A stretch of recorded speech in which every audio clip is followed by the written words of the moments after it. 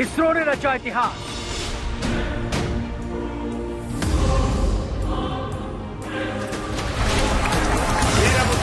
चंद्रयान ने बढ़ाया मान। चांद पर पहुंचा चंद्रयान।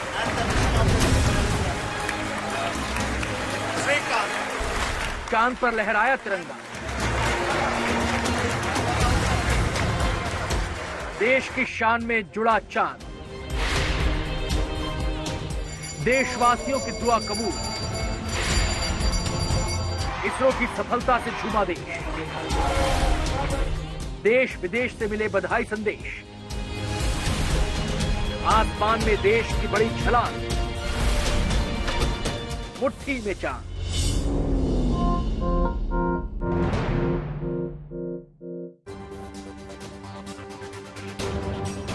नमस्कार, मैं हूं आपके साथ गीतिका पंत और स्वागत है आपका जीएनटी स्पेशल में। आज बात हिंदुस्तान के चांद पर फतेह की होगी। आज एक दिन पहले भारतीय अंतरिक्ष अनुसंधान संगठन यानी इसरो ने एक नया इतिहास रचा। चंद्रमा के दक्षिणी ध्रुव पर चंद्रयान 3 के लैंडर की सॉफ्ट लैंडिंग कराने में हम सफल रहे। विक्रम के सफलतापूर्वक लैंडिंग के बाद इसरो रोवर प्रज्ञान भी मॉड्यूल से निकलकर चांद पर उतर आया।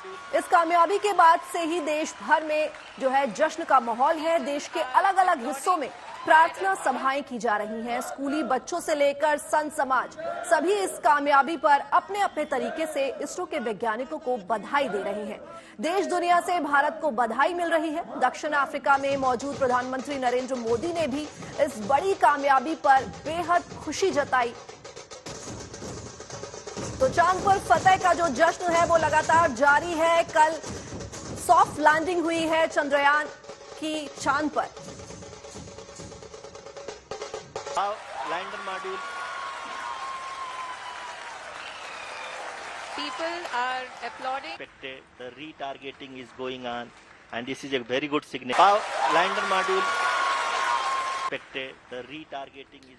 तो अब तक चांद के बारे में कही और सुनी गई इन तमाम बातों और दावों की सच्चाई दुनिया के सामने आने वाली है, क्योंकि हिंदुस्तान का चंद्रयान 3 अब चांद की सतह पर रिसर्च कर रहा है। विक्रम लैंडर से निकलने के बाद प्रज्ञान रोवर अब चांद की सतह पर बर्फ, पानी और खनिजों के बारे में पता लगा रहा है।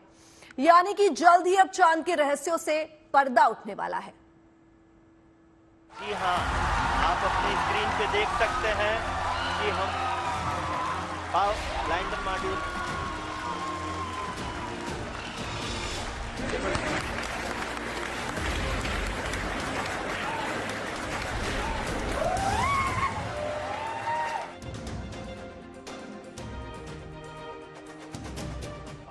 चांद पर हिंदुस्तान का परचम लहराने के बाद अब चंद्रयान 3 अपने आगे के मिशन में जुट गया है।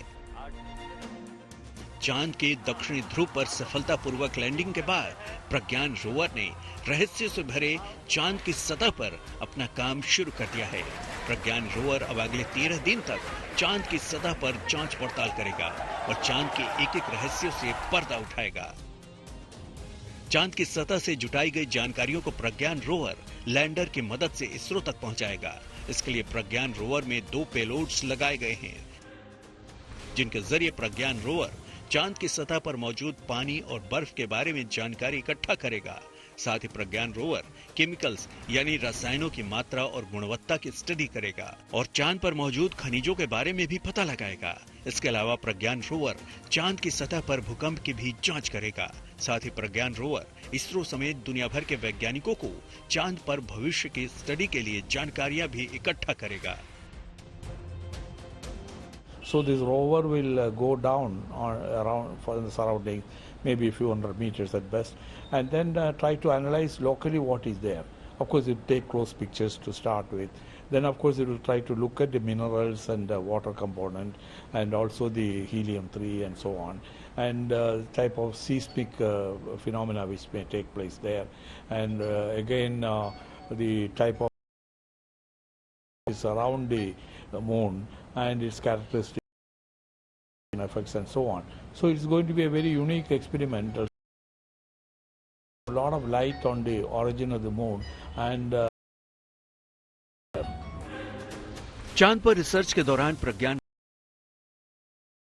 वहां प्रज्ञान अपने पीछे हिंदुस्तान के राष्ट्रीय की छाप भी छोड़ता जा रहा है। हिंदुस्तान के अमिट निशान है। Bureau report, good news. अभी हम वर्ल्ड और मिशन चंद्रयान के आखिरी के अहम थे, जिसके लिए इसरो ने खास प्लानिंग कर रखी थी। 15 मिनट इस बाधा को आसानी से पार कर लिया और की इस कामयाबी पर अमेरिकी स्पेस एजेंसियों ने बधाई दी है।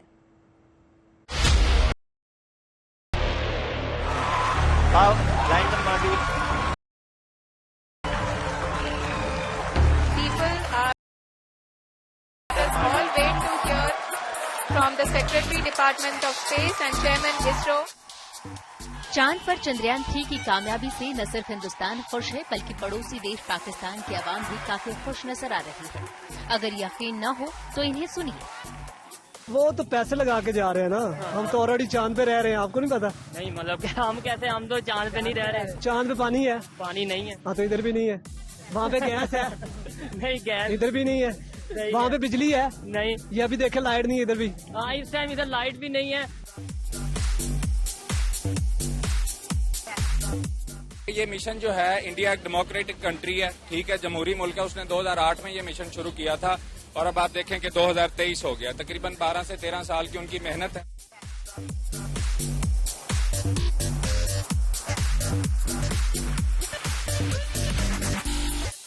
पिछली बार की तरह, जैसे पिछली बार जो मिशन 2 था इनका, वो कामयाब नहीं हुआ था। और हमारे जो फवाद चौधरी साहब हैं, या हमारे पॉलिटिशियंस जो भी हैं, वो किस्म किस्म की बातें कर रहे थे। हमसे होता तो कुछ नहीं है, हमने बातें करनी होती। भाई, एक अगर कंट्री तरक्की कर रहा है, हमारे ठीक है, उनके साथ इख्तलाफात हैं, अगर उनकी कोई वो गेन कर रहे हैं किसी चीज, हमें चाहिए कि हम अप्रिशिएट करें।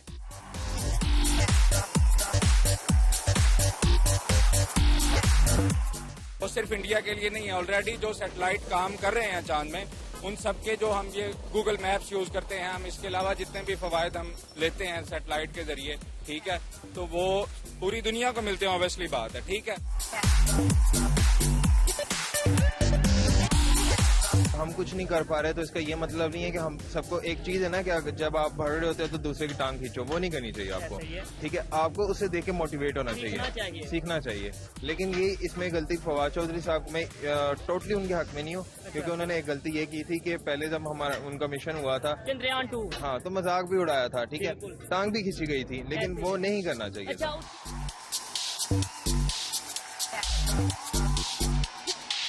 इतनी इंडिया से क्यों नफरत भाई? उससे सीखो, कहाँ चला गया? 5वें नंबर पे इकॉनमी आ गई। जिस मोदी को कहते थे ये फलां है, ये इसके पास कोई विजन नहीं है, आज वो देखे मुल्क के किधर ले। सियासतदानों को कभी इस तरह सोचने का मौका ही नहीं मिला। इमरान खान साहब आए हैं, उन्होंने अपनी सीट के बारे में सोचा। शबाशी साहब आए हैं, वो इकोनॉमिकली जरा हो गए हैं, तो इस बारे में किसी ने सोचा नहीं। हालांकि इमरान खान की गवर्नमेंट में फवाद चौधरी ने एक बार ऐलान किया था कि 2022 में हम अपना मून मिशन शुरू करेंगे, लेकिन वो इकोनॉमिकल पॉलिटिकल क्राइसिस ऐसे हुए कि नहीं मौका मिल रहा। तो सुना आपने हिंदुस्तान की कामयाबी का पाकिस्तान की आवाम कैसे जश्न मना रही है। लेकिन अब ये जानते हैं कि कामयाबी मिलने से 15 मिनट के वो पल कितने तनावपूर्ण थे, जिसका अंदाजा इसरो के इन वैज्ञानिकों के चेहरों पर दिख रहे तनाव को देखकर लगाया जा सकता है। वो 15 मिनट जो इस पूरे मिशन के लिए सबसे अहम थे, वो 15 मिनट जिसने चंद्रयान 2 की उम्मीदें तोड़ दी थी, जिसे टेरर ऑफ 15 मिनट कहा जा रहा था।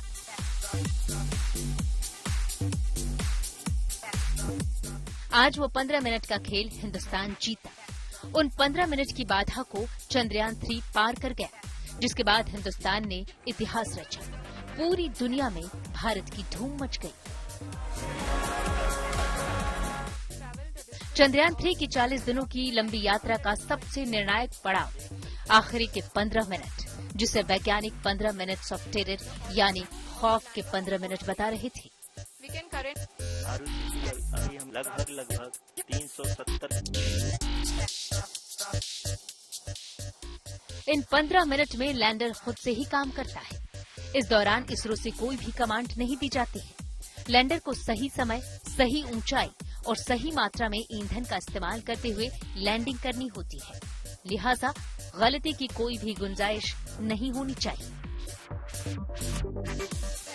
उन 15 मिनट के 4 फेज होते हैं जो बताते हैं कि चंद्रयान कैसे उतरेगा, जिन्हें वो पार कर इतिहास बनाने में कामयाब रहा और विक्रम ने ये करके दिखा दिया।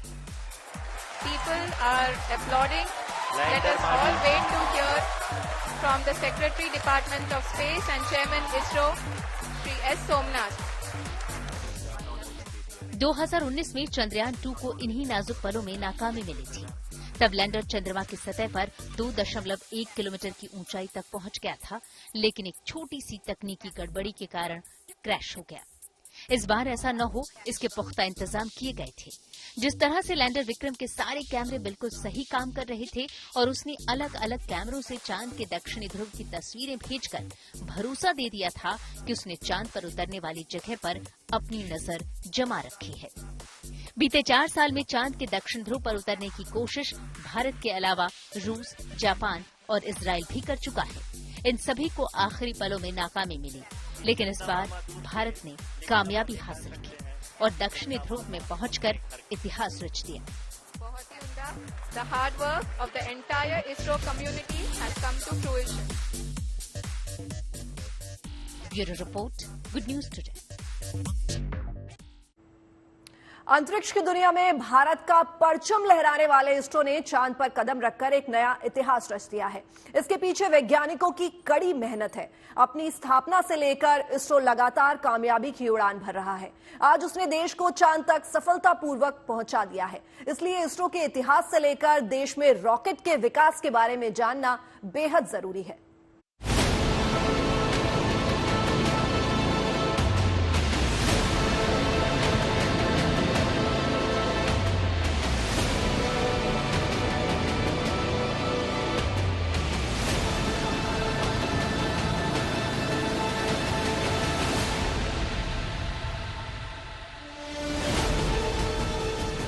साइकिल और बैलगाड़ियों पर रॉकेट को ढोने से लेकर चंद्रयान मिशन तक का सफर तय कर हिंदुस्तान ने दुनिया में अपना लोहा मनवाया है। बुलंद हौसलों के दम पर वैज्ञानिकों ने देश को आज इस मुकाम पर पहुंचाया है, जिसमें इसरो यानी भारतीय अंतरिक्ष अनुसंधान संगठन की सबसे बड़ी भूमिका है।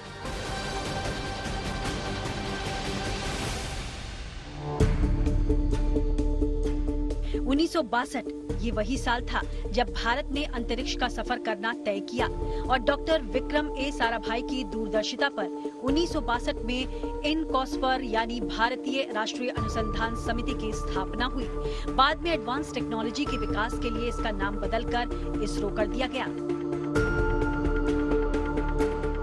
5 अगस्त 1969 को इसरो का गठन हुआ और तमाम चुनौतियों का सामना करते इसके वैज्ञानिक कामयाबियों की इबारत लिखते चले आ रहे हैं।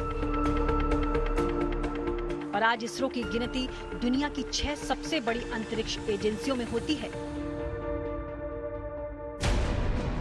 19 अप्रैल 1975 को भारत ने अपना पहला सैटेलाइट आर्यभट्ट को रूस के लॉन्च सेंटर से सफलतापूर्वक लॉन्च कर अपना नाम अंतरिक्ष की दुनिया में दर्ज कराया। उस वक्त इस सैटेलाइट को बनाने और लॉन्च करने में 3 करोड़ रुपए का खर्च आया था। इस बड़ी कामयाबी के बाद से भारत ने पीछे मुड़कर नहीं देखा और अंतरिक्ष की उसकी यात्रा जारी रही। इसरो की बड़ी उपलब्धियों की अगर बात की जाए तो 18 जुलाई 1980 को SLV-3 का सफल परीक्षण हुआ। सफल परीक्षण के साथ ही भारत उन देशों में शुमार हुआ जो खुद का सैटेलाइट लॉन्च करते थे। इसके जरिए इसरो ने रोहिणी सैटेलाइट को पृथ्वी के ऑर्बिट में स्थापित किया। साल 1983 में इनसेट 1B को प्रक्षेपित किया गया। ये प्रक्षेपण दूरसंचार, दूरदर्शन प्रसारण और मौसम के पूर्वानुमान के लिए किया गया। SLV-3 के सफल प्रक्षेपण के बाद 1992 में इसके अपग्रेडेड वर्जन ASLV का प्रक्षेपण हुआ। साल 1994 में इसरो ने पोलर सैटेलाइट लॉन्च व्हीकल यानी PSLV का सफल प्रक्षेपण किया। इसकी मदद से अब तक 50 से ज्यादा सफल मिशन लॉन्च किए जा चुके हैं। तमाम उपलब्धियां हासिल करते हुए इसरो ने चांद की तरफ कदम बढ़ाना तय किया और फिर चंद्रयान मिशन की बारी आई।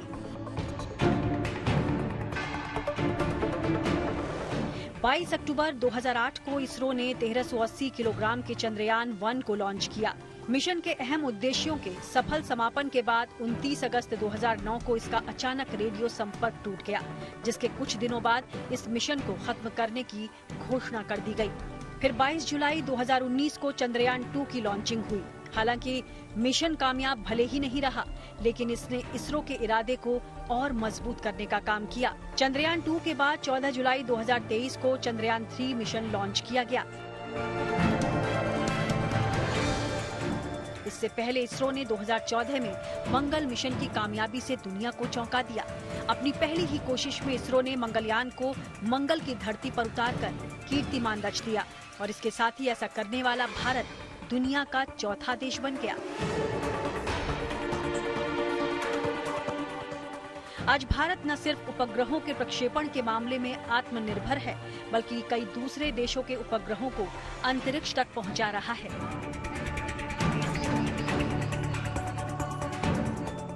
1999 से लेकर 2022 तक भारत 345 विदेशी सैटेलाइट्स को प्रक्षेपित कर चुका है।